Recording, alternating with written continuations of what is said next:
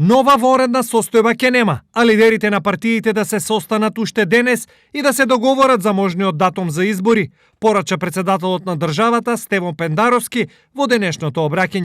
Сакам да упатам јавен повик до председателите на најголемата партија во власта Зоран Заев и најголемата опозициона партија Христијан Мицкоски да седнеме уште денеска и да најдеме излез од оваа ситуација со ставање на државните интереси над личните и партиските. Во спротивно, само ќе ја отвориме вратата за уште поголема внатрешна криза, при што нема само да ја доведеме под прашање нашата европска перспектива, туку многу поважно, ќе ги подкопаме нашите напори да излеземе на крај со пандемијата, зашто ни е потребен јасен државен консензус и стабилни институции. Вакви пораки досега имаше неколку, но сепак договор не беше постигнат, па од тука и новото логично очекување дека можно разбирање повторно да нема. Што во таков случај?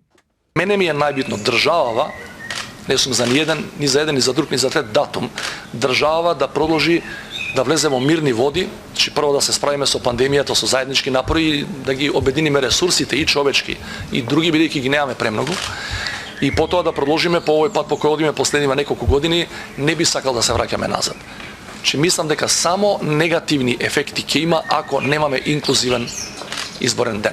Сепак, под притисок на одговорноста и се поголемата комплетна неизвестност, договор да се постигне, а тој да не биде 5 јули. Дали може да има нова одлука за воредна состојба? Еве теоретски ме прашуваш, теоретски ја ти одговорам. Еве да не се договорат. Во сабота на недела истекува. Се договорат, дај Боже, во понеделник. Во понеделник ќе воведам ден, два, колку треба воредна состојба, бидејќи примарно да имаме инклузивен процес и да бидеме сите заедно во тој есенцијалниот чин на секоја демократија е гласањето, денот, чинот на изборите. И не би сакал да помислам на варијанта во која на крајот на изборниот ден оној што ќе ги изгуби изборите или оној што нема да учествува на изборите, нема да му честита на тој што ги добил изборите.